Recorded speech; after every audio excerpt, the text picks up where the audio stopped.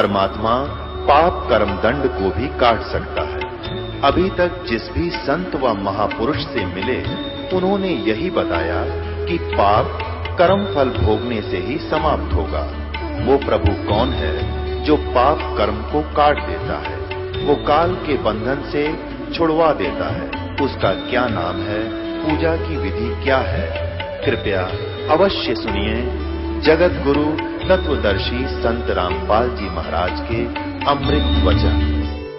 पुणात्माओं, जैसे जितने भी दास ने बहुत इतिहास दिखाए नकली ऋषि में ऋषियों के संतों के, सभी का विधान है कि जो कर्म में भाग में लिखा है वो तो आपने भोगना ही पड़ेगा। भाग्य में जो लिखा है उसको प्रारब्ध कहते हैं। प्रारब्ध, अब प्रारब्ध में हमने जो दुख भोगने पड़ेंगे, फिर भक्ति की आवश्यकता क्या है? कौन करेगा भक्ति? एक दो चोटी सी लाग जाओ, आदमी फूक देगा ठाके सारी मूर्तियां नरुन फोटुआ ने, तो क्या कैसे भक्ति कर सकता है? दिल टूट जाता प्राणी का। भक्ति करने की उत्साह तभी बनता है जब आदमी आने वाली आपदा का पता लग जाता कि ऐसा होना था, और फिर एकदम परमात्मा उस बला को टाल देगा आपकी, और आपको महसूस भी होगा सचमुच आज शरण में ना होते थे, बिजली गिर गई थी। तो फिर दूनी रुचि बनेगी भक्ति में।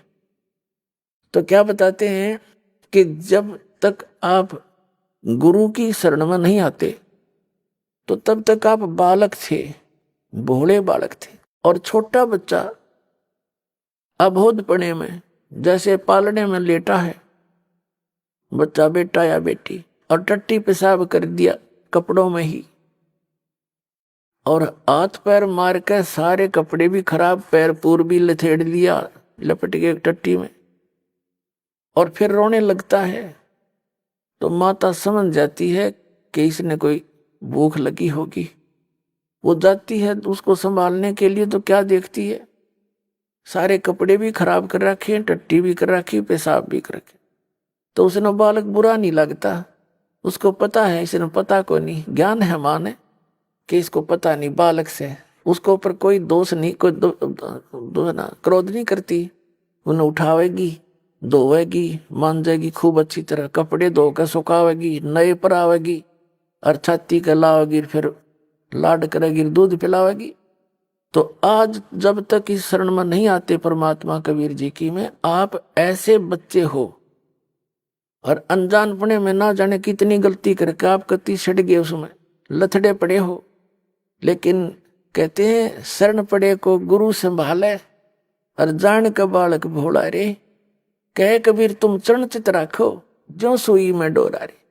आपका इतना काम है, आपके जो प्रारब्ध में जो पहले के जितने भी पाप थे वो आपके साथ लपेट के भेज रखे काल ने, और जिसे पुण्य थे वो भी अंदर डाल दिए, तो आपके दोनों मिलाकर मिश्रण कर रखे। तो अब परमात्मा आपके उन पापों को धोएगा सारा ने, और फिर आपको समझ कर लेगा, और समझ करके फिर छीनने का लगा होगा, और सतलोक में ले जाकर दूध पियावेगा, यानी वहां सदा सुखी कर देगा आपको।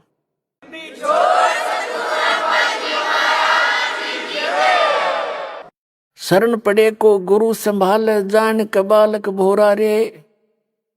कहे कबीर तुम चरण चित राखो। फिर आपका कर्तव्य बताया है कबीर साहब ने, आप भी अपने गुरु जी से ऐसा अभेद संबंध कर लो, मन में दोष नहीं आवे। जिस दिन आपके गुरु जी के प्रति कोई विकार आता है, यानी कोई कमजोरी झांकते हो गुरुदेव के अंदर, तो उस दिन आपका नाम खंडित हो जाता है। और काल यही चाहता है कि ये एक बार संत से इसका कनेक्शन कट जा, फिर यो कितने धक्के खाए जाइयो, कहीं तेरा लंबा चौड़ा का क्षेत्र है इसका, तो फिर इसको यही उलझा कर मार देता है। तो परमात्मा कहते हैं द्वार धनी के पड़ा रहे, धक्के धनी के खावे, 100 काल जगजोल ही पर द्वार छोड़ नहीं जावे। एक ये फाइनल फार्मूला है इस भक्ति मार्ग में। इस परमात्मा कबीर जी के धनी के द्वार पर पड़ा रहे और इसी के धक्के खावे, 100 काल जगजोल ही, कितना ही काल आपको झटके देता दिखे पर परमात्मा से दूर नहीं होना, यह बहुत बड़ी भूल हो जाएगी आपकी। जैसे हम अज्ञानता में यानी बगैर अध्यात्म ज्ञान के कई बार बहुत कमजोर सोच बना लेते हैं और हम भूल जाते हैं कि हमने युगों युगों से पापों की गठड़ी बांध रखी है।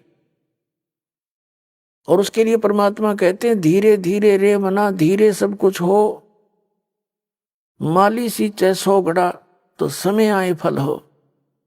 आप जी ने भक्ति का बीज ईब बोया है यू, क्या कितने युगों के बाद। अभी तक आपकी पिछले संस्कार ही चल रहे थे और कहीं थोड़े बहुत पुण्य कर दिए, कितने दाने डाल दिए, को छोटे मोटे पुण्य, वो स्वर्ग में बर्बाद कराए आप।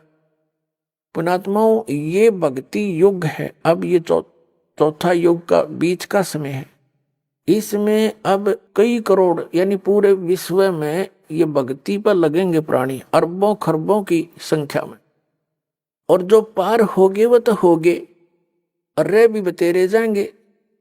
तो वो जो रह जाएंगे ना, उनकी दुर्गति घनी होगी, क्योंकि ये कमाई तो इतनी गजब की बनेगी आपकी।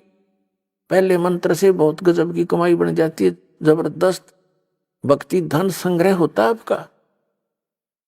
और फिर उनके अगर आप पार नहीं हुए तो क्या करेगा आपके साथ में।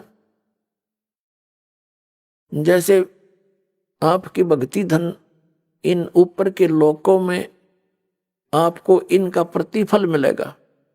जब सतलोक नहीं जान पाए तो फिर ऐसे बनेगी आपके साथ। इस मूल कमल में गणेश जी का जाप है, आपको दिया जाता है। इसका भक्ति धन आपका इकट्ठा हो रहा है और पार हुए नहीं तो आगे छड़ी यहीं रहेगी आपकी। फिर ये लुटेरे आपको टर्न बाई टर्न लूटेंगे। आप गणेश जी के लोक में जाओगे, वहां गण बना देंगे आपको, आपकी पूंजी होगी, रेस्टोरेंट तैयार है, उसका कमीशन है इन देवताओं का। जैसे होटल के मालिक होते हैं उनका कमीशन होता है वो अलग से, यानी उसमें अपना नारा चार्ज लगाते हैं उस बिल में। तो आप कहीं किसी में 10% आपकी कमाई से, किसी में 15%, किसी में 20-25% ये अपना लेते हैं, तब अपना गुजारा चला रहे हैं। ये कंगाल लोग है 21 ब्रह्मांड तक का उस सतलोक की दृष्टि में। और अब भक्ति के धनी लोग वहां जाते हैं, जैसे यहाँ कुल्लू मनाली में जाते हैं गर्मियों में सेठ लोग, और 10-20 हजार रुपये खराब करके उल्टे फिर आ जाते हैं मुंह लटका के कर्म क्षेत्र में। तो आप इस मूल कमल के मंत्र का जाप जो आपको दिया जाता है गणेश जी के लोक में, वहां ठाठ करोगे, यहाँ के नकली ठाठ। जब वहां आपकी ये पूंजी समाप्त हो जाएगी उसके बाद आपको भेजेंगे ब्रह्मा जी के लोक में, क्योंकि उसका भी जाप आपने कर रखा है। वहां जब आपकी धन खत्म हो जाएगा फिर जाओगे विष्णु जी के लोक में, क्योंकि उनका भी आपने धन इकट्ठा कर रखा है। फिर उसके रेस्टोरेंट में वहां रहोगे। उसके बाद फिर जाओगे आप श्री शिव जी के लोक में, उसकी भी कमाई करते हो, मंत्र जाप करते हो। फिर जाओगे दुर्गा जी के लोक में, और वहां भी जब समाप्त हो जाएंगे फिर आपके 2 मंत्र का जाप और रह गया, ये 2 अक्षर का सतनाम का जाप। तो उससे जाओगे आप फिर ब्रह्मलोक में, इस काल के निज लोक के अंदर। वहां कोई हजारों युगों तक आप उस ब्रह्मलोक में रहोगे। वहां इस ओम के धन को खत्म करके फिर वापस आओगे। और फिर इस सतनाम के अंदर जो दूसरा मंत्र है, इसने काल ने उस ब्रह्मलोक में जीव को धोखा देने के लिए नकली सतलोक, नकली अलखलोक, नकली अगमलोक और नकली अकैलोक बना रखे। तो उस पूंजी को फिर ये आपकी वहां बर्बाद कराओगा। फिर रह गया आपका जिसको सार नाम प्राप्त हो गया है और वो पार नहीं हुआ। जरूरी नहीं कि सार नाम मिलते ही पार हो जाओगे। ये तो परमात्मा ने कहा है, राम नाम रटते रहो, राम नाम रटते रहो, जब तक घट में प्राणे। भाई कभू तो दीन दयाल के है भनक पड़ेगी कान। परमात्मा कबीर जी कहते हैं, पाकी खेती देख के गर्भियो मत किसान, अब हूँ झोले बहुत हैं, घर आ ले तब जाने। कहते हैं या पाकी खेती देख के खेत में अभिमान ना करना किसान, अभी तक बहुत वर्षा ओले आंधी तूफान शेष है, ना जाने के बिजली पड़ जा, तेरे घर आले जब मानिए तेरे धन तेरे घर आ गया। इसलिए बताते हैं कि ये ना समझना सार नाम मिल गया तुम पारे होगे। सार नाम की कमाई और मर्यादा में अंतिम श्वास तक करते हुए और एक विशेष कसक बनाओ सतलोक में जान की, तब वहां जाओगे जा आशा तांबासा होई, मन कर्म वचन सुमरियो सोई। अब जो सारनाम जिसको प्राप्त हो गया, वो सारनाम प्राप्त प्राणी को एक विशेष बेनिफिट मिलेगा। उसको फिर जैसे आप जितने भी प्राणी यहाँ आए हो जो सीधे आ रहे हैं, जिनको परमात्मा 600 वर्ष पहले दोबारा आकर मिले थे और उनको पुनः फिर भक्ति से चार्ज कर गए थे कुछ, ताकि यहाँ तक आपके मनुष्य जीवन होते हुए आ गए, एक विशेष बेनिफिट मिलेगा। उस आत्मा के साथ परमात्मा सदा रहेगा। लेकिन पार तो होगा इसी समय में। जैसे अब आप ये है वो स्वर्ण युग, ये स्वर्ण युग है इस मोक्ष का, तो पार तो होगा इस समय वो, लेकिन परमात्मा उसके साथ रहेगा। और फिर भी उसका दुर्भाग्य ही है क्योंकि मोक्ष हुआ नहीं था, फिर नौके नंडले फिर ढोने लग गया।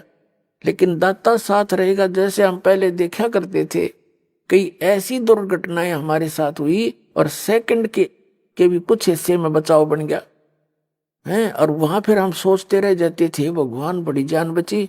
और ये हम जिन भगवानों की भक्ति करते थे इनको क्रेडिट देते थे, इनका वहां कोई रोल नहीं रहता, वो तो समर्थ एक ही है।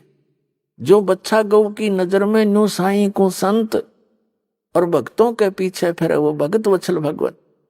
तो कहने का भाव ये है कि जो अब पार हो गए तो धन्य भाग है उनके, और जो रह गए इस भक्ति युग में, यूं हजारों वर्ष चलेगा ये भक्ति मार्ग। ज्ञान एक रह जाएगा, समाधान भक्ति एक ही रह जाएगी। पूरे विश्व में एक रस हो जाएंगे तो भक्ति बहुत आसानी से बनेगी सबकी। फिर अब तो एक भक्त ने ये ज्ञान जाना है, समझा है, घर में विरोध शुरू हो जाता है।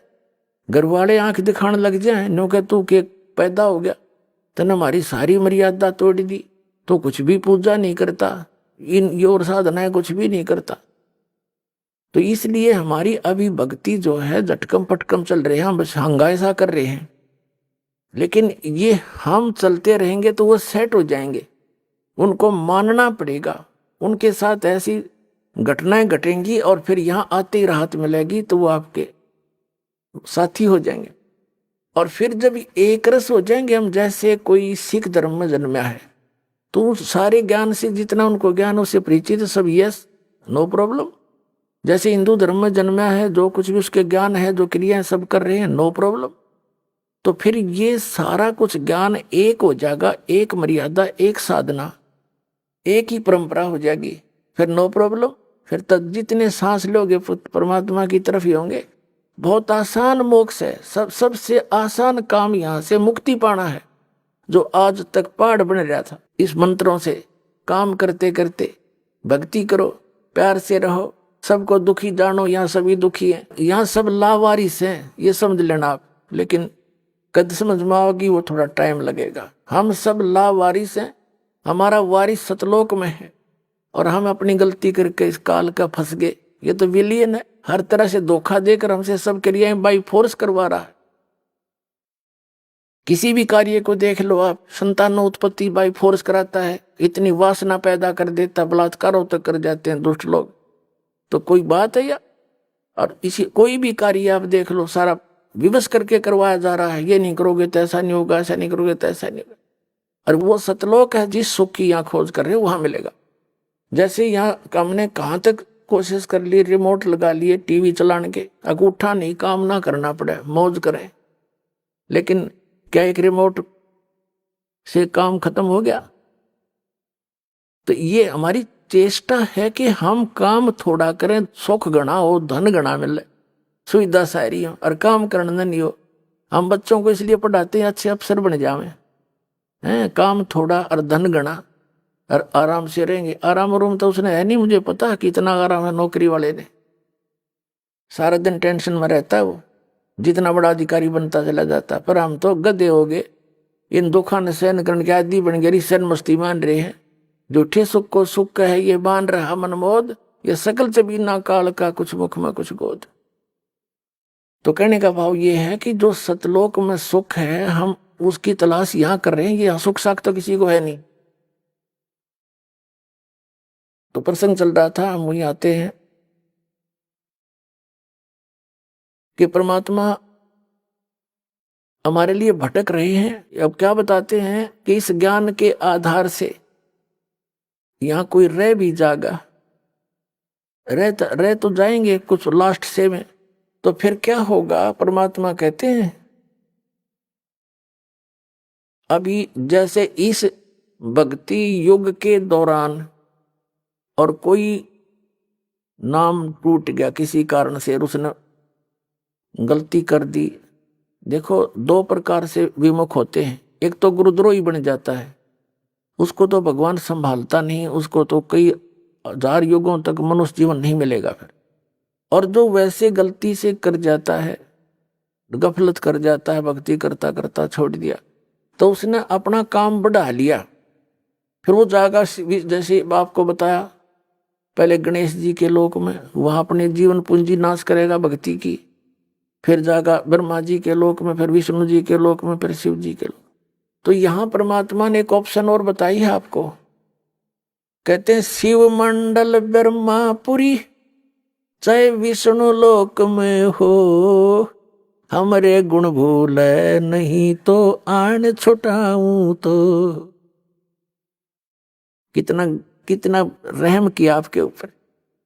कहते हैं यदि तू गलती से और बीच में गफलत कर गया, फिर पहुंच गया विष्णु लोक में, शिव के लोक में, कहते वहां तेरा फिर याद आ जा कि मैं तो गलत आ गया, ये तो पहले बताया करते गुरुजी, या तो मेरी पूंजी नाश होएगी, मेरा तो काम बिगड़ गया सारा। कहते वहां भी जो हृदय तो रोएगा ना तू, तुझे वहां से भी छुटवा लाऊंगा और पुनः मनुष्य जन्म दिवा कर तुझे फिर से लाइन में ला दूंगा। इतने दयालु हम नहीं छोड़।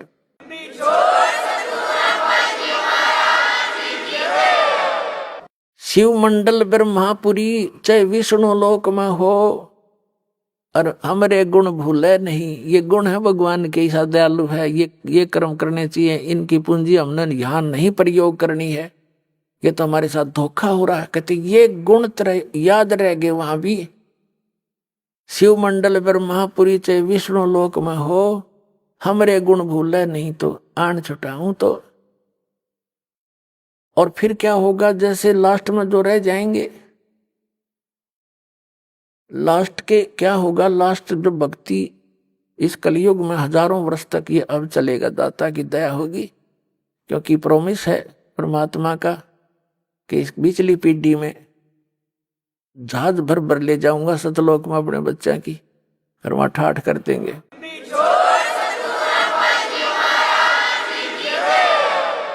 और पिछले लास्ट वाले फिर धीरे धीरे भक्ति कम होती चली जाएगी, गफलत में आते चले जाएंगे, सुख घना होगा, क्योंकि यहाँ पर सतयुग जैसा माहौल एक बार फिर बनेगा। और यो सुख भी इस जीव का दुश्मन है। कबीर साहब कहते हैं कि सुख के माथे पत्थर पड़ो, जिसते नाम हृदय ते जावे, और बलिहारी व दुख के जो पल पल नाम रटावे। कबीर साहब कहते हैं, हमें उदाहरण देते हैं कि इस यहाँ के नकली सुख में अंधे ना होना। कबीर साहब कहते हैं आग लगाए से सुख के, जिस तो भगवान ते दूर हो जावा। हे परमात्मा ऐसा सुख ना दिए जिस तो आप ते दूर हो, और ऐसा दुख बनाए रखना जिससे आपकी याद बनी रहे। बलिहारी व दुख के जो पल पल नाम रटावे। तो इस प्रकार परमात्मा हमें अपने उदाहरण दे देकर समझाते हैं कि यहाँ क्या सुख की ज्यादा डिमांड करने की आवश्यकता नहीं है। जब सुख घना हो जाता है, यो जीव परमात्मा से दूर अवश्य होता है। आप देख लो कितना बड़ा सेठ हो, ठीक है, कभी महीने 6 महीने में किधर माथा टेक आया, 10,000 रुपये दे आया, बस इतनी सी रह जाती है इनकी। ऐसे मंत्री हैं, मुख्यमंत्री हैं, प्रधानमंत्री हैं, इन मास्ता से है भगवान की पर भक्ति नहीं कर सकते ये। ठीक है कि माथा टेका हुए हैं फॉर्मेलिटी सी, क्योंकि जीव है भगवान के लिए तो रह ही नहीं सकता। तो वो भगवान अगर इस मार्ग पर उनको लगाना चाहो, आज नेड़े भी ना हो, उन्हें तो बकवाद चाहिए। अच्छी बढ़िया बढ़िया कोठी लंबी कार, सामने घूटी छूटी कल्बा में बकवाद करनी, तो ये छोड़नी पड़े तो वो छोड़ नहीं सकेंगे।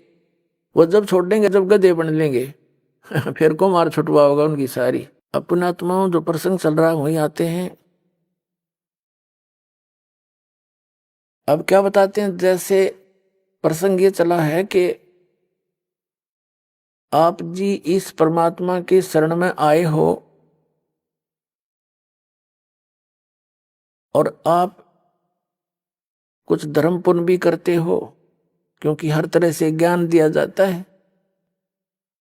और आप ये सोचते हो कि भी कई बार ऐसा सोच लेते हैं कि मैंने जो है ना नाम लिए भी इतने दिन हो गए, सतनाम भी मिल गया, पाठ भी करा दिया, ज्योति भी चढ़ा दी, और फिर भी कोई ना कोई आंट अडांस, यानी कोई ठीक होगी एक आधी तो हमारे कर्म की कोई इनको बनी ही रहती है, इतने पाप हमारे इकट्ठे। तो वो ये सोचे, कई तो ऐसे पता लगा जो अब तो इतना ध्यान नहीं रहता दास को, क्योंकि संगत ज्यादा होगी, भगवान के बच्चे बहुत हो गए। पहले 100-200 भगत थे शुरू में, और उनको इतने सुख दिए परमात्मा ने, अपने मुंह से बताया करते, उनकी जीभ का जुबान का थूक सूख जाता था सुख बताते बताते। और फिर वो आना ही छोड़ जाते, उनसे पूछा करता अन्य से वो नहीं आए क्या हुआ। वो जाकर पता करते आपको याद कर रहे थे गुरु जी, आप आए नहीं सत्संग में। तो वो क्या कहते थे कि हमने तो यह चीज मांगी थी एक, वह हमने मिली नहीं। अब परमात्मा कहते हैं, और साथ में ये उलाना दे, हमने पाठ भी करा लिया, 1 साल हो गया, नाम भी ले रखा था, ये ऐसे ऐसे हमारे साथ ऐसे हो गया। तो उनको फिर भगत समझाया करते थे कि आपको ये सुख भी हुए थे। कहा ये तो हुए थे पर यूं तो ना होया, और तो हुए थे पर एक ना होया। अब कहने का भाव ये पुण्यात्माओं, ये भी ज्ञान की कमी के कारण मार खा जी। तो दास की चेष्टा ये रहती है कि आपको अध्यात्म ये संपूर्ण ज्ञान करवाऊं, और संपूर्ण ज्ञान हुए बिना आप भक्ति नहीं कर सकते। कबीर साहब कहते हैं ज्ञान संपूर्ण होया नहीं और अर्धा नहीं छदावे, और देखा देखी भक्ति का यो रंग नहीं चढ़ ठहरावे। तो जब तक आपके हृदय में जख्म नहीं हो जाएगा कि स्थान के अतिरिक्त कितने ठिकाना नहीं है, ऐसा भगवान नहीं, ऐसा ज्ञान नहीं, और यहाँ भी कोई थोड़ी बहुत ठूठा है तो यह होने दे फिर इसने। इसका कारण क्या है कि जैसे इस तरह के अनजान व्यक्ति कह ही देते हैं, ये भी कर दिया जी, ऐसा हो गया जी, ऐसा नहीं हुआ मुझे। तो विचार करने की बात है। सर्दी के अंदर,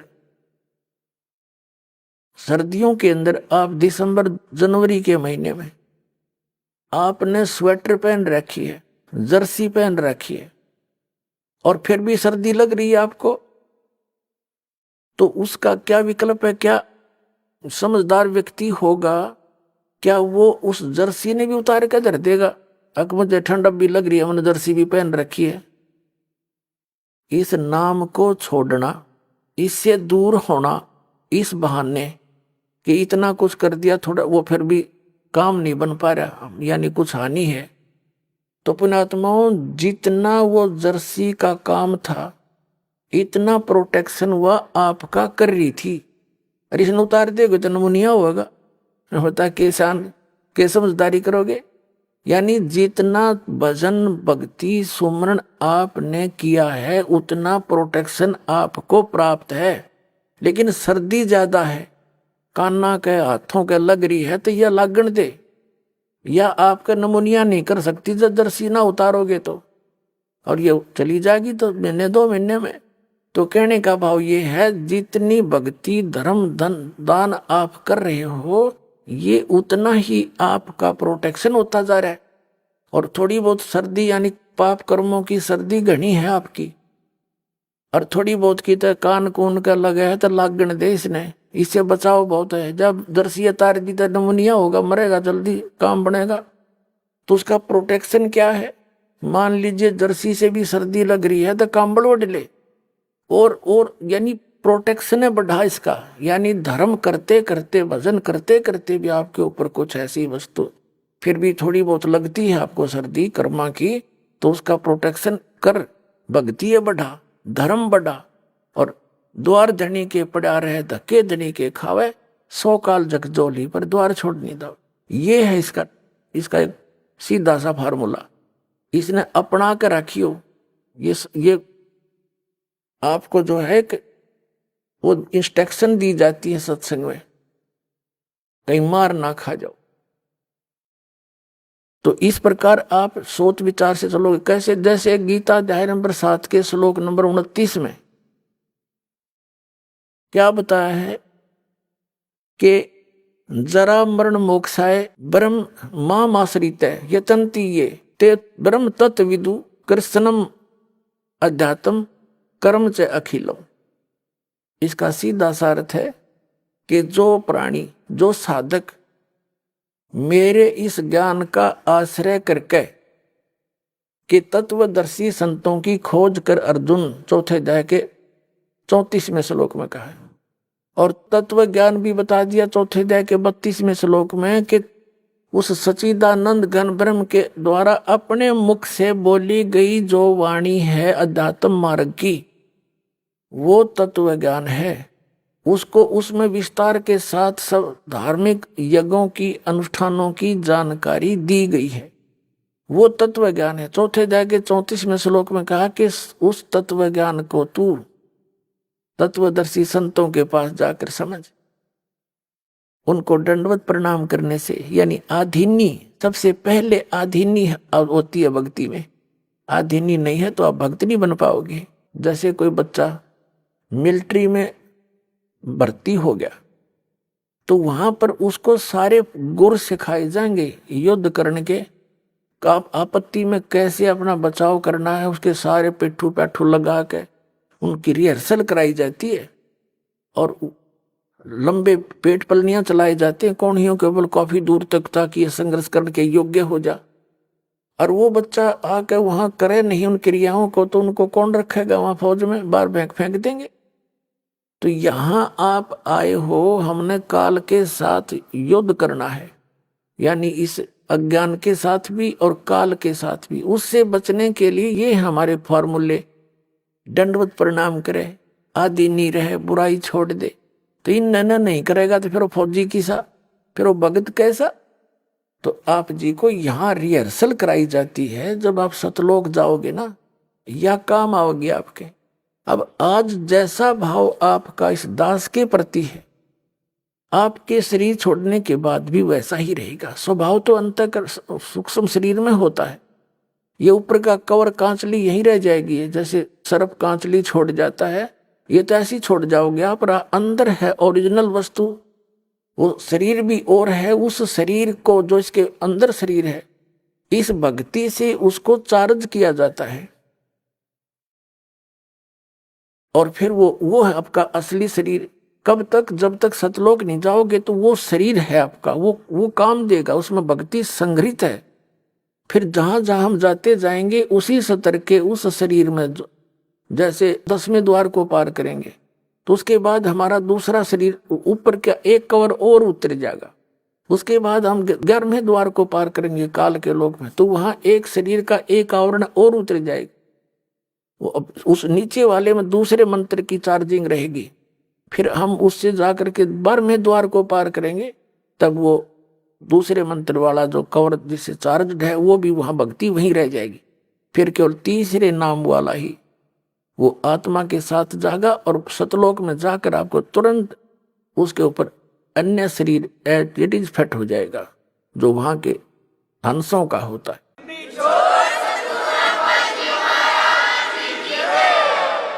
तो यहाँ क्या बताया है? परमात्मा पाने के लिए हमने फार्मूले जो गुरु बता रखे हैं भगवान ने, उनको अपना के चलना पड़ेगा। तो क्या बताते हैं कि कहे कबीर तुम चरण चित राखो जो सुई में डोरा रे। तो गुरु जी के प्रति आपकी धारणा ऐसे अभेद अटूट हो जानी चाहिए, आपकी श्रद्धा। तो प्रसंग चल रहा है कि सबसे पहले उसने बताया कि आधीनी से उनसे प्रसन्न करना तत्वदर्शी संतों से। फिर वो तत्वदर्शी संत तुझे वो तत्व ज्ञान बताएंगे। फिर 7वें अध्याय के 29वें श्लोक में हम फिर आते हैं। इसमें कहा कि माम आश्रित है, मेरे पर आश्रित होकर इस ज्ञान जो मैं बता रहा हूं इसने कोई सिरोधार्य कर ले, ऐसी प्रयत्न करके उस तत्वदर्शी संत को खोज लेता है। माम आश्रित है, मेरे पर आश्रित होकर जरा मरण मोक्षाए ये तंती ये, यानी जो जरा यानी बुढ़ापे थे और मरण माने मृत्यु से, मोक्ष माने छुटकारे के लिए ही ये तंती वो प्रयत्न करते हैं। तो वो कौन है? ते ब्रह्म तत्विदु, वे उस तत्व ब्रह्म को जान चुके हैं और कृत्स्नम अध्यात्म, पूरे अध्यात्म ज्ञान से परिचित है। कर्म से अखिलम, और सब कर्मों से परिचित है। क्या बताते हैं? सूक्ष्म वेद में भी कहा कि तुमने उस दरगाह का मैल न देखा, धर्मराज के तिल तिल का लेखा। तुमने उस दरगाह का महल नहीं देखा, तुमने उस धर्मराज के उस न्यायाधीश के दरबार का पता नहीं। वहां पर एक एक श्वास का भी लेखा है, तिल का भी हिसाब न्यारा न्यारा मिलेगा। आपने सोच भी गंदी रखी है ना, वह भी लिखी पाओगी वहां पर। और आपने सोच भी किसी का भला सोचा भी है, कर नहीं पाए, वो भी आपका गुड अकाउंट में पाओगा। क्या बताते हैं? चिट्टी पायल बाजे पैर और साहेब सुनता है सब लहर। जैसे चिट्टी के कीड़ी के कोई घुंघरू बना के बांध है पहले थोड़ा घुंघरू के बनेगा, वह पायल बनेगी किसी बाल से भी पतली। और कहते हैं उसका भी यदि थोड़ा सा शोर हो गया, यदि पहले दोस्तों शोर हो ही नहीं सकता। कहने का भाव है कि अगर उसकी भी चाहे पायल का खुड़का, चिट्टी के पैर की पायल भी थोड़ी बहुत खुड़का करेगी ना, साहिब सुनता है सब लहर। कहने का भाव ये है आपकी सूक्ष्म से सूक्ष्म भी सोच को वो परमात्मा खूब सुनता है। तो कहते हैं तुमने उस दरगाह का मैल नहीं देखा, धर्मराज के तिल तिल का लिखा। आपको सत्संग में बताया जाता है कभी अपनी नियत की श्री के दूसरे के धन पे या पराई स्त्री पे भूल कर सपने में भी नहीं करना। अपने मन को हमने परमात्मा के रंग में रंगना है। और यहां से चलते समय फिर यही बकवाद बहाऊंगी। जैसे त्रिकुटी पर गए, वहां तो काल का भयंकर जाल है, वहां डांस हो रहे हैं, बड़ी बड़ी स्टेज लगा कर सुंदर सुंदर लड़कियां नाच रही हैं। और आपकी जैसी वृत्ति यहाँ होगी, उड़े जा खड़े होगी नौकर का थाने, इतने वो परमात्मा जालेंगे काल गोदी पकड़ के अरे ठोक देगा उड़े, फिर ठाके स्वर्ग में अंडे जी धक्के खांदे। ये कर्मता संग जन्म हो गया हमने करता ने। तो ये जैसा स्वभाव आप यहाँ बनाओगे ये आपके आगे काम आओगा। तो यहाँ बताया है कि जो वही व्यक्ति पार होगा जो पूरे अध्यात्म मार्ग से परिचित और तत्ब्रह्म से परिचित। गीता अध्याय नंबर 8 के श्लोक नंबर 1 में अर्जुन ने प्रश्न किया कि किम तत्ब्रह्म, किम अध्यात्म और किम कर्म पुरुषोत्तम। वो तत्ब्रह्म क्या है, जो अध्यात्म मार्ग क्या है। अध्यात्म तो उसने बता दिया, तत्वदर्शी संतों के पास जाके समझ ले, वो बताएंगे। और तत्ब्रह्म के बारे में 8वें अध्याय के 3 श्लोक में श्रीमद् भगवद गीता में कह रहा है गीता ज्ञानदाता कि वो परम अक्षर ब्रह्म है। इससे ये सिद्ध हो गया कि गीता ज्ञानदाता से अन्य है वो परम अक्षर ब्रह्म। और ये है वो तत्वदर्शी संत जो आपको कृत्स्नम अध्यात्म बतावेगा।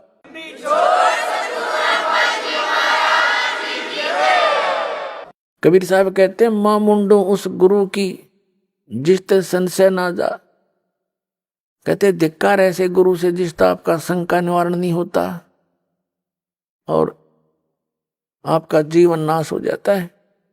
तो क्या बताया है इसमें कि जो कबीर साहब कहते हैं ज्ञान संपूर्ण होया नहीं, अर्धा नहीं छदावे, और देखा देखी भक्ति का यो रंग नहीं ठहरावे। अब पुण्यात्माओं, इस भक्ति मार्ग में सबसे पहले गुरु की भूमिका होती है।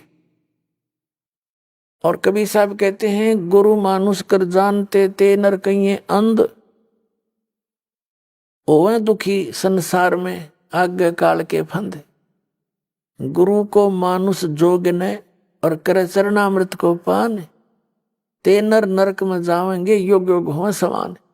यानी गुरु जी को आपने एज ए गॉड ट्रीट करना है। पुण्यात्माओं, जो परमात्मा स्वयं आए थे कबीर जी, तो उन्होंने भी अपनी झलक किसी को, विशेष भगत को ही छोड़कर अन्य किसी को ये महसूस भी नहीं होने दिया कि वो स्वयं उतरे हैं। और वो खुद कहते थे, वो परमात्मा भाई सतलोक में रहता है, वो सदा सुखदाई है, वो अविनाशी है, तुम वहां से आए हो, वहां जाकर ही तुम्हें सुख होगा, वहां जाने की विधि ये ऐसे है। बस वो तो स्वयं परमात्मा भी थे। लेकिन गुरु अलग होता है, परमात्मा भिन्न होते हैं। गुरु तो केवल उस परमात्मा से मिलाने वाला, आपको आपका एक मीडिया होता है, उस परमात्मा से मिलाने वाला होता है। परमात्मा अलग है, गुरु अलग है। लेकिन गुरु उस परमात्मा का कृपा पात्र होता है। अब परमात्मा कहते हैं कि आप जी ने यहां अपने गुरु जी को एज ए गॉड ट्रीट करना पड़ेगा, भगवान की तरह व्यवहार करना पड़ेगा। उनको भगवान मान कर रिहर्सल करने पड़ेंगे, अपने मन पापी को सेट करना पड़ेगा, आपने दुष्विचारों को रोकना पड़ेगा। संघर्ष रिहर्सल है ये आपकी। यहाँ बुलाकर आपको यहाँ क्रियाएं कराई जाती हैं, दंडोत प्रणाम कराया जाता है, आपसे 2 पैसे दान कराए जाते हैं, और दान से ही आपको फिर यहाँ की सुख सुविधाएं मिलती हैं। कहते हैं, देते को हर देत है, जहां तहां से आन, अन्ना दिया फिर मांगते फिर यो, परमात्मा सुने नहीं कान। तो जब तक हम दान नहीं करेंगे, धर्म नहीं करेंगे, तो आपको देगा कहां से? जैसे आप देखते हो, एक तो कारों में चलता है और एक भीख मांगता फिर या कागज चुग गए। अब वो दिए बाबा को चौनी ना दे, सैकड़ा में एक आधा को दे, जा 2 रुपये मुश्किल दे। तो कहते हैं, देते को हर देत है। आज एक व्यक्ति के ठाठ है, आगो तो आगो, यहाँ झूठे, इस झूठी यहाँ के ठाठ जो है, कार भी है, कोठी भी है, फैक्ट्री भी लगा रखी है, तो वो पिछले जन्म का पुण्य है उसका। देते को हर देत है, जहां तहां से आन, और ना दिया जिसने दान नहीं करा मनुष्य जीवन पाके। और दान भी सुपात्र को हो, कुपात्र का किया हुआ व्यर्थ है। तो कहते हैं, ना दिया वो मांगते फिरियो, फिर भगवान सुने ना कान।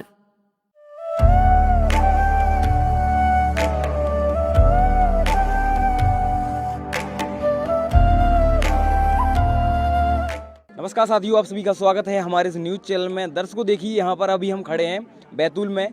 तो यहाँ पर देखिए एक प्रोग्राम चल रहा है जो कि संत रामपाल जी महाराज जी का एक विशाल भंडारा चल रहा है। तो देखिए भंडारे का नाम सुनते ही लोग जो है दूर दूर से आते हैं। तो यहाँ पर देखिए कुछ लोग यहाँ पर खड़े हुए हैं, तो यहाँ पर हम इनसे थोड़ी सी चर्चाएं करते हैं, क्योंकि यहाँ पर देखिए एक तरफ संत रामपाल जी महाराज जी के फॉलोअर्स हैं और दूसरी तरफ ये जो है संत रामपाल जी महाराज जी के फॉलोअर्स नहीं हैं।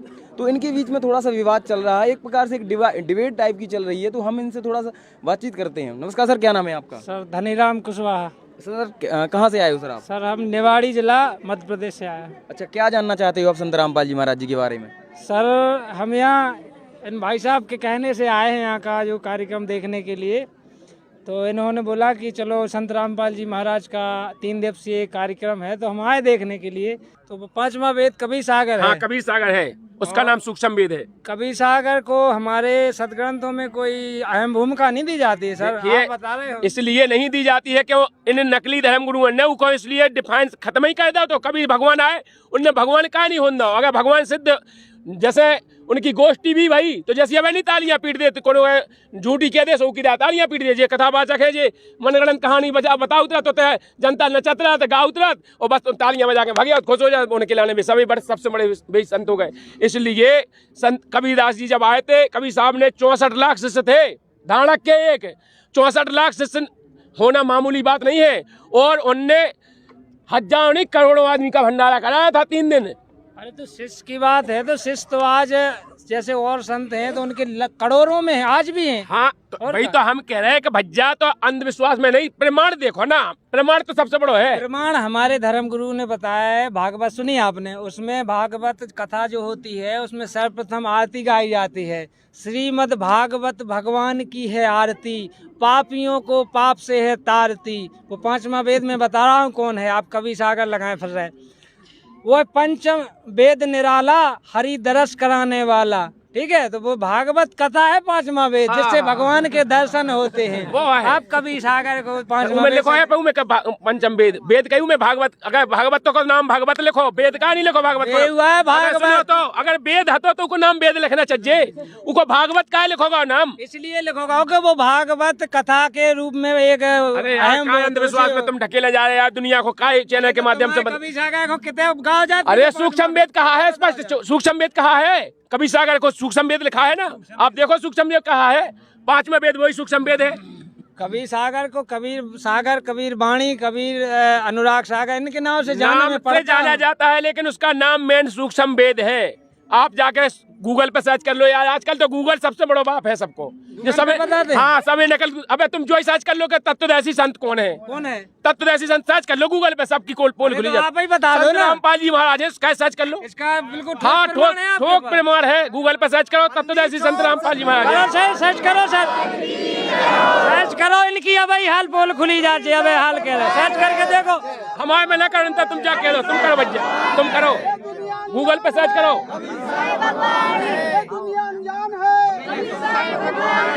सुनो सर, अरे एक मिनट सुनो, इनने कहा अभी हाल गूगल पे सर्च करो, गूगल पे सर्च कर लो बच्चा। अरे हम अपने फोन से करें यार, हमारे फोन में तुम्हारी थोड़ी मान है। देखो हम शायद ऐसे नहीं कहते तुम लोग जैसे, बोले हम अपने भाई बंधु खड़े इनको बताते हैं। देखो बिल्कुल सर्च करो, क्या नाम से करें सर्च, क्या बोलने क्या बोलो तत्वदर्शी, विश्व में तत्वदर्शी संत कौन है? हम तो भारत नहीं विश्व की कर रहे हैं बात, विश्व में तत्वदर्शी। आज विश्व में सबसे बड़ा तत्वदर्शी संत कौन है? Twitter.com के अनुसार संत रामपाल जी महाराज इस विश्व में संत रामपाल जी अरे शांत हो रहो, हम सुने ले पढ़े ले सबको बता रहे। https://t.co/ अगर इसमें संत रामपाल जी महाराज आया तो ऐसी संत, इसमें तो यार आ रहा है संत रामपाल जी, वही होंगे फिर। तुम्हारे गुरुओं को कहा नहीं आया, हमको गूगल से तो नहीं किया है। अरे कछु न कछु कलाकारी कर रहा है, नेट है आपका। अरे इधर नेट लगाए तो हमें लग रहा हो कि केवल रामपाल। तुम घर जाके कर लीजिए, अरे करें हम जब माने। सर आप लोग भी कर सकते हैं, जो ये वीडियो देख रहे हैं ना, आप लोग भी कर सकते हैं। आप अपने घर करना, मुझे फोन लगाना, मैं घर पे करूंगा, ठीक है। यहाँ इनका कोई नेटवर्क लगा है ऐसा कि यहाँ कुछ भी सर्च करो, संत रामपाल जी महाराज सब कुछ बता देते हैं। यहाँ नेट भी, अरे यार नेट ही कब्जा में कर लो संत रामपाल।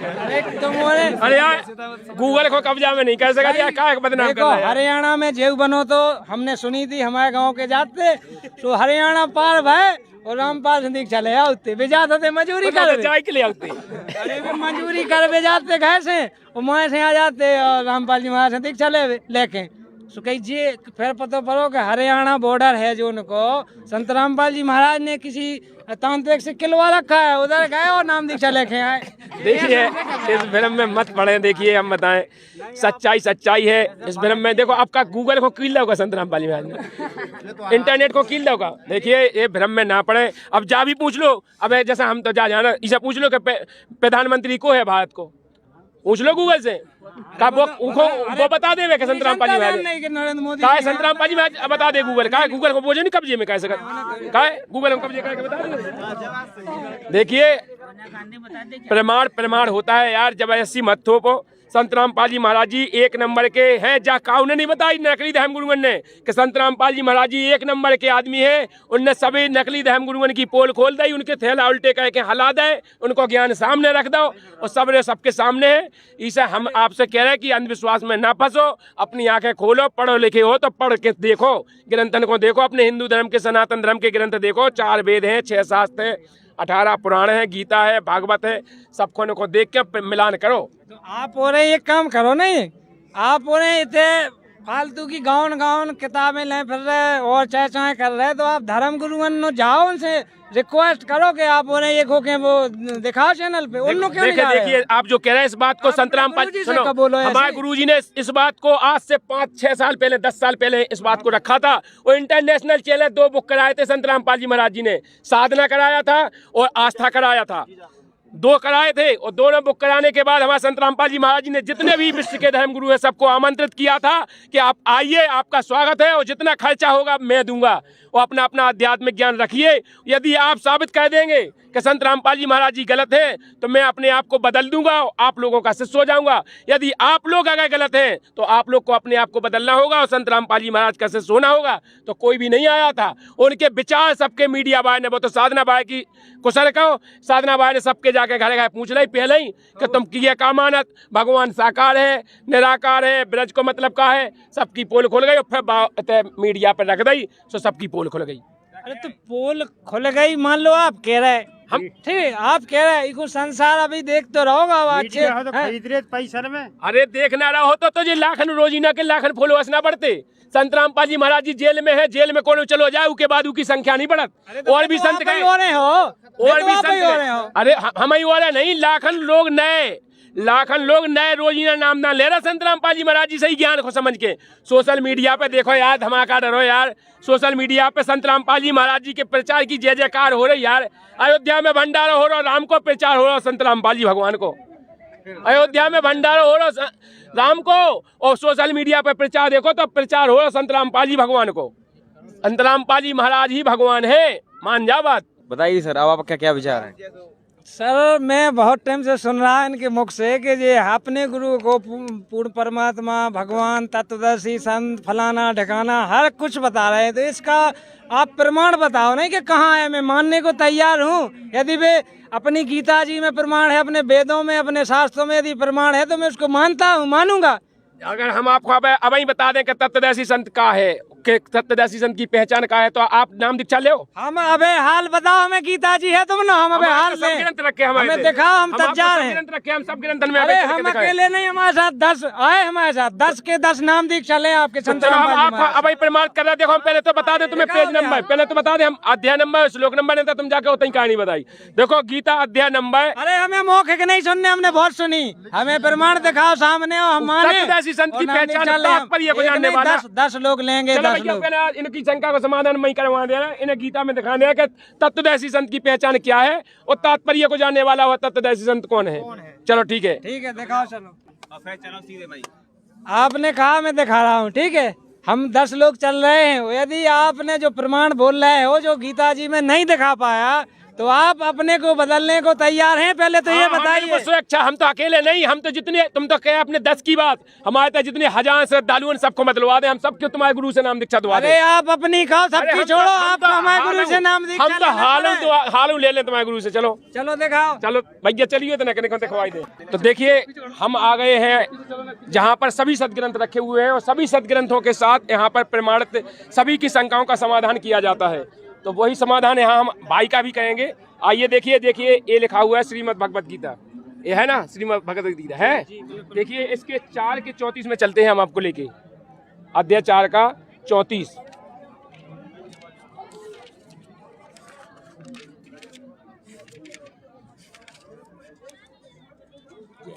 देखिए ये लिखा हुआ है, आप देख सकते हैं, हम कैमरामैन इस पे फोकस लगाएं।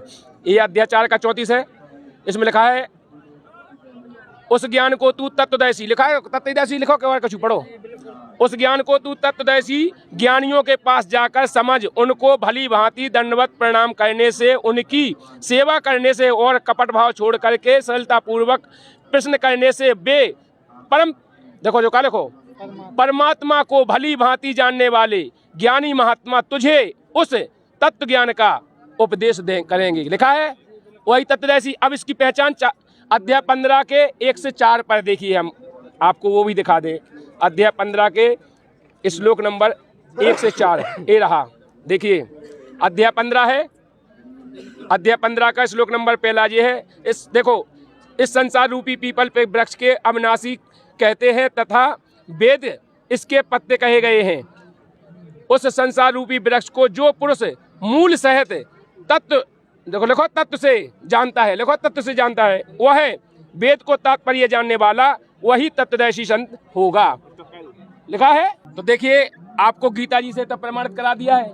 अब उस गीता के अनुसार हमारे संत रामपाल जी महाराज जी ने, देखो ये लिखा है गीता अध्याय 15 का श्लोक नंबर 1 से 2 तथा 16-17 लिखा है। अब इसमें आप खुद पढ़े लिखे हैं, आप खुद पढ़ सकते हैं। उसके लिए संत रामपाल जी महाराज जी ने बताया है कि अब तक तुम जो पूजा कर रहे थे इन ब्रह्मा विष्णु महेश की कर रहे थे। कैसे?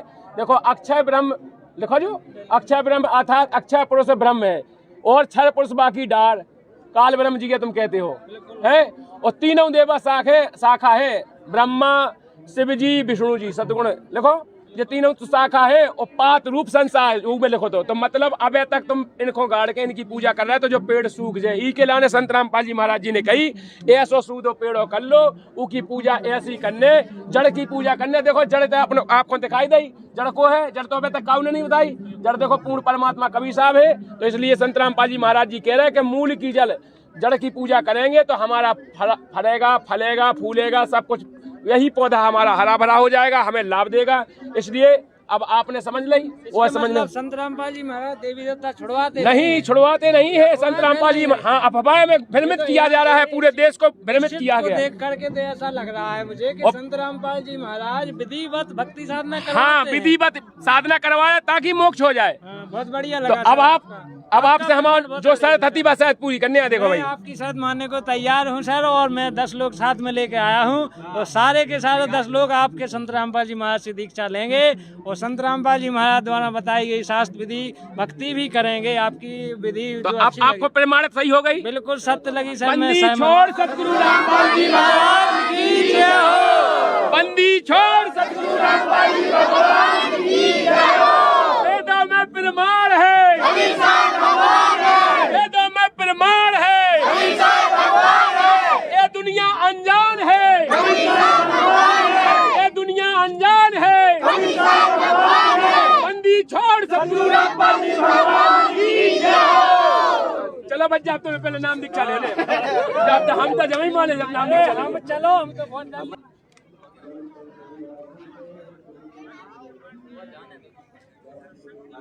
अभी आप देख रहे थे जो वीडियो जिनमें संत रामपाल जी महाराज जी के अनुयायी और ये जो कि अन्य किसी धर्म गुरुओं के बताए हुए भक्ति साधना कर रहे थे, आज ये संत रामपाल जी महाराज जी से नाम दीक्षा ले चुके हैं। तो आइए हम इनसे बात करते हैं कि अब आपके क्या विचार हैं। नमस्कार सर और सत साहेब जी। अब तो आप सत साहेब भी कहने लग गए 2 मिनट में। अरे सर ऐसा है कि मैं पहले वो दूसरी भाषा जो बोल रहा था, मैं भ्रमित था थोड़ा।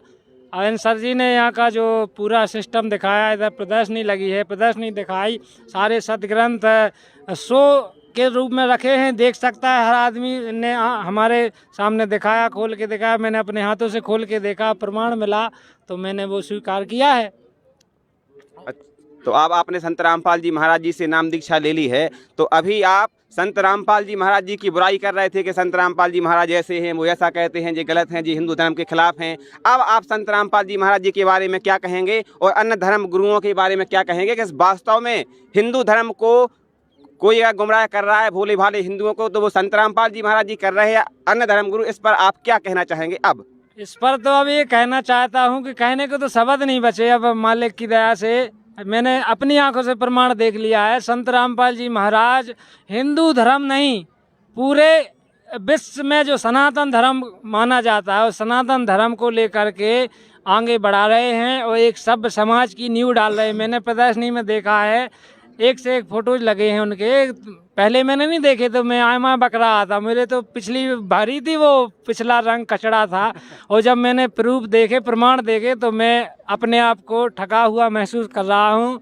और मैं आपके इस चैनल के माध्यम से मैं कहना चाहता हूँ कि जो अभी संत रामपाल जी महाराज के बारे में अफवाहें मान करके उनका विरोध, उनकी बुराई कर रहे हैं, उनसे हाथ जोड़कर निवेदन है कि आप लोग बुराई करने से पहले संत रामपाल जी महाराज के बारे में थोड़ा अध्ययन करें, उनकी पुस्तक पढ़ें, या फिर आपको कोई आसपास भगत हो तो उससे बैठकर चर्चा करें, एक बार समागम में आएँ उनका अपनी आँखों से स्वयं देखें। हम लोगों को हमारे धर्म गुरु भ्रमित करे हुए थे, आज मैंने ये सच्चाई अपनी आँखों से देख ली है। इसलिए मैंने इन पर शर्त रखी थी कि मुझे प्रमाण दिखाओ, प्रूफ दिखाओ, उसके बाद मैं नाम दीक्षा लूँगा। और मैंने प्रमाण प्रूफ देखे हैं। मैं पढ़ा लिखा हूँ, इसलिए बहस कर रहा था, मैं फालतू नहीं कर रहा था। वो बहस मैंने प्रमाण देख करके मैंने अपनी बात स्वीकार की और मैंने संत रामपाल जी महाराज जी से नाम दीक्षा ली। और नाम दीक्षा निःशुल्क ली। ये भी अफवाहें फैलाई गई थी कि नाम दीक्षा के लिए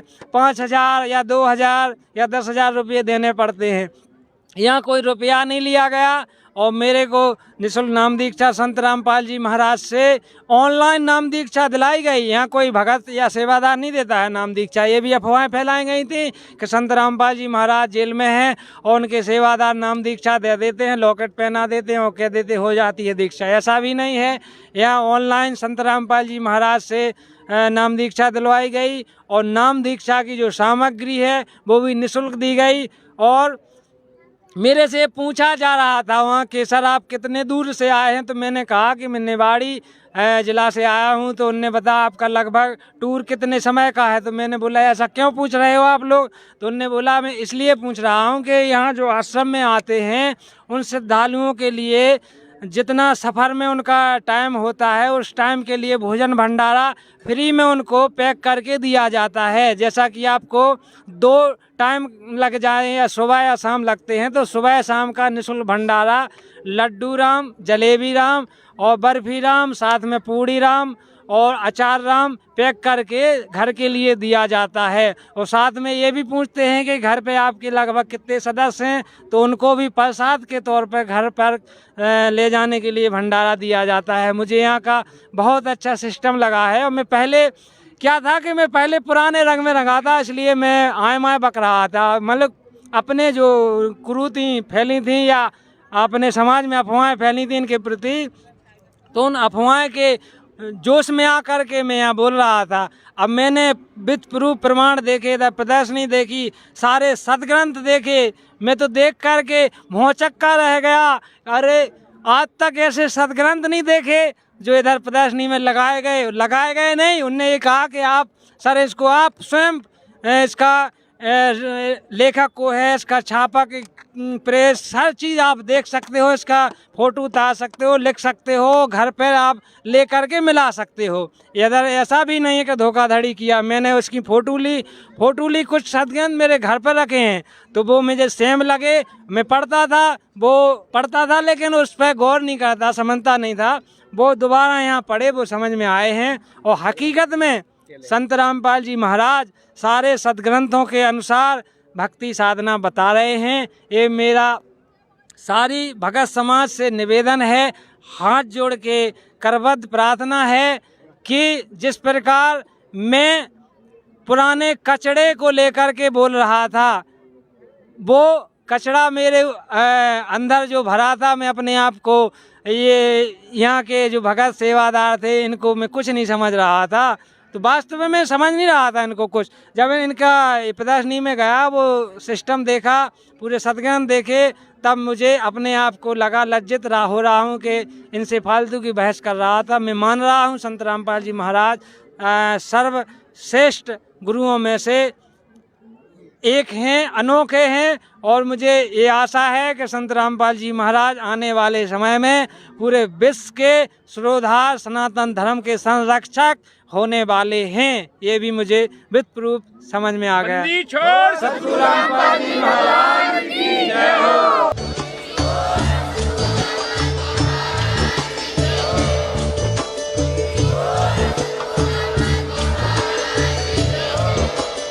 आप सुन रहे थे जगत गुरु तत्वदर्शी संत रामपाल जी महाराज जी के मंगल प्रवचन। अधिक जानकारी के लिए विजिट कीजिए हमारी वेबसाइट www.jagatgururampalji.org। संत रामपाल जी महाराज जी के शुभ आशीर्वाद से पूरे विश्व भर में 500 से भी ज्यादा नाम दीक्षा केंद्र हैं, जिन पर संत रामपाल जी महाराज जी द्वारा ऑनलाइन निःशुल्क नाम दीक्षा दी जा रही है। अपने नजदीकी नाम दीक्षा केंद्र का पता करने के लिए संपर्क करें 8222880541।